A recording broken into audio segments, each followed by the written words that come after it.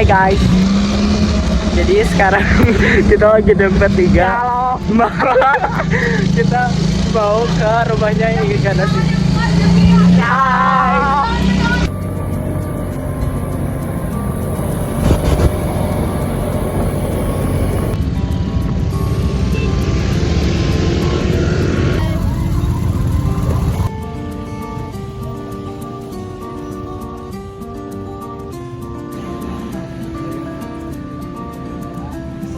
Halo guys, jadi sekarang kita udah di rumah Ibu Ingrid Ganasih.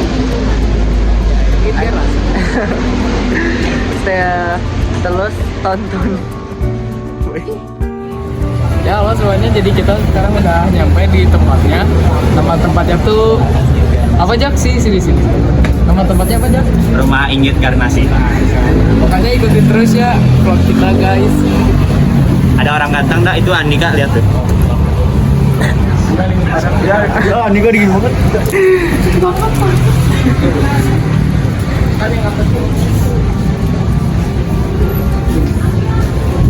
Ibu Ingrid Ganasih dikenal sebagai istri kedua dari presiden pertama di Indonesia, Pak Soekarno. Halo semuanya. Dan sekarang kita lagi ada di ruang tengahnya rumah Ibu Ingrid Ganasih. Dan ini sekeliling dari museum rumah Ibu Ingrid Ganasih. Pada 1921, Cokro Aminoto mengirimkan surat kepada Haji Sanusi bahwa menantunya akan bersekolah di Bandung. Ia akan bersekolah di Teknik House School atau THS di daerah Dago, Bandung. Haji Sanusi dan istrinya, Ingrid Ganasih, diminta untuk mencarikan rumah kos sementara bagi penantu Pak Cokro itu. Pada hari yang telah ditentukan, maka datanglah pemuda yang akan menjadi student itu, namanya Soekarno. Karena mereka tidak menemukan satu rumah pun yang sesuai, maka Soekarno diberi sebuah kamar di bagian depan rumah Sanusi Ingrid di daerah Kebonjati. Ia pun betah di sana. Akhirnya, karena Sanusi jarang di rumah, Ingrid dan Soekarno cinta lokasi. Jadi seperti ini ya. Ini adalah Ingrid Ganasih, istri keduanya Soekarno. Istri pertamanya Soekarno itu ialah Siti Betari, anaknya dari Haji Omar Said Cokro Aminoto, pemimpin Syarikat Islam. Ingrid Ganasih dijelaskan di sini lahir dari pasangan Argipan dan Amsi. Beliau diberi nama Ganasih pada tanggal 17 Februari 1888 di desa Kamasan, Banjaran. Banjaran itu sebelah sana, Kabupaten Bandung. Karena kecantikannya, banyak pemuda yang menaruh hati kepadanya. Kata mereka, jika mendapat senyuman dari Ganasih, seakan-akan mereka mendapatkan uang 1 ringgit. Maka lama-kelamaan panggilan si ringgit itu diubah agar lebih lucu menjadi Ingrid, agar lebih manis dan kedengarannya. Maka nama pun berubah menjadi Ganasih, Ingrid Ganasih.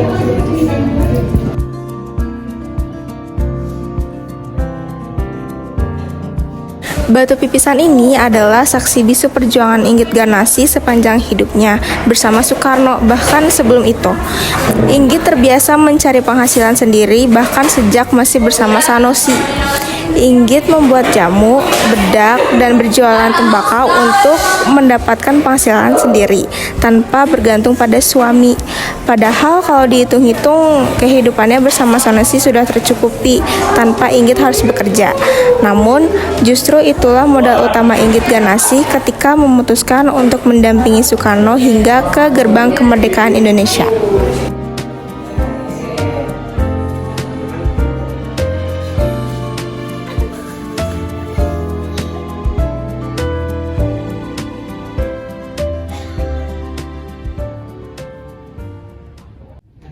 Kami mau menanyakan beberapa pertanyaan kepada Bapak selaku petugas di rumah Ingrid Ganasih.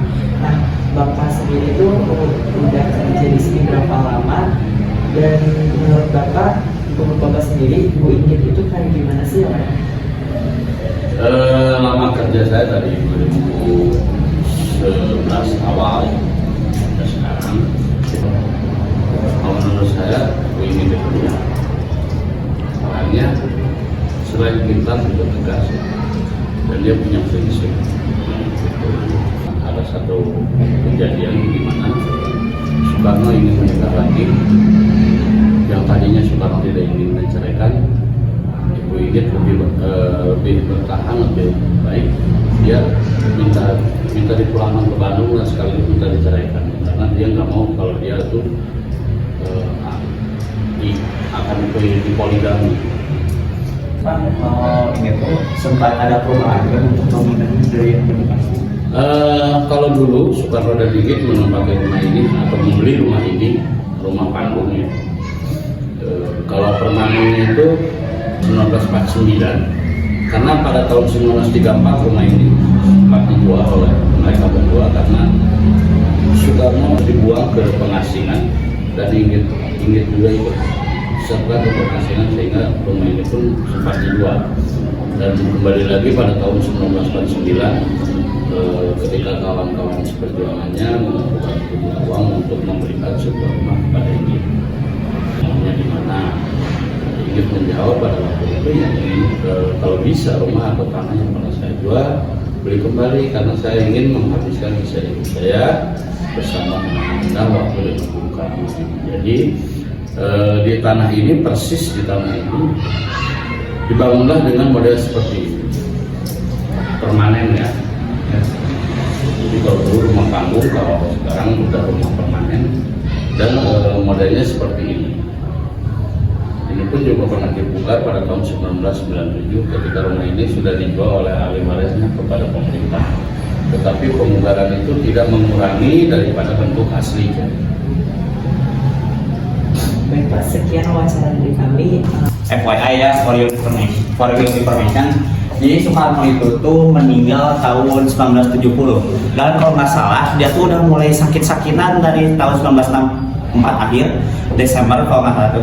Jadi di situ tuh keadaan politik Indonesia itu udah panas ya. PKI udah bisa masuk ke kabinet negara. Dan tuh mereka tuh melancarkan apa yang namanya tuh biro khusus itu bertujuan adalah antek PKI yang bertujuan untuk melancarkan namanya Dewan Jenderal. Adanya gerakan angkatan darat kelima, yaitu yang berisikan dari buruh tani yang dipersenjatai. Kalau misalkan kalian penasaran, itu senjata dari mana? Senjata itu didatangkan dari RRC, Republik Rakyat Cina. Dulu Indonesia itu memiliki hubungan dengan Cina itu yang sangat kuat karena pemimpin kita yaitu Soekarno yang berpandangan nasionalis, komunis dan agamis. Nah, jadi di sini tuh ada kata-kata yang bilang kus ning kus teh mihelaan ku Inggit didoakan. Nah, jadi ini tuh artinya pas itu tuh Soekarno yang berpulang duluan sama Bu Inggit didoakan. Ya, Karena emang Soekarno sudah umurnya dan dia juga sudah sakit-sakitan.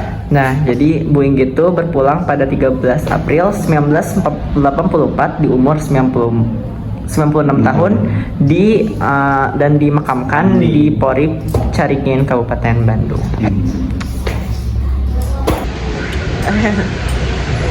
Jadi itu sekian vlog dari kita. Mohon maaf apabila ada banyak kesalahan dan sampai jumpa. Waalaikumsalam.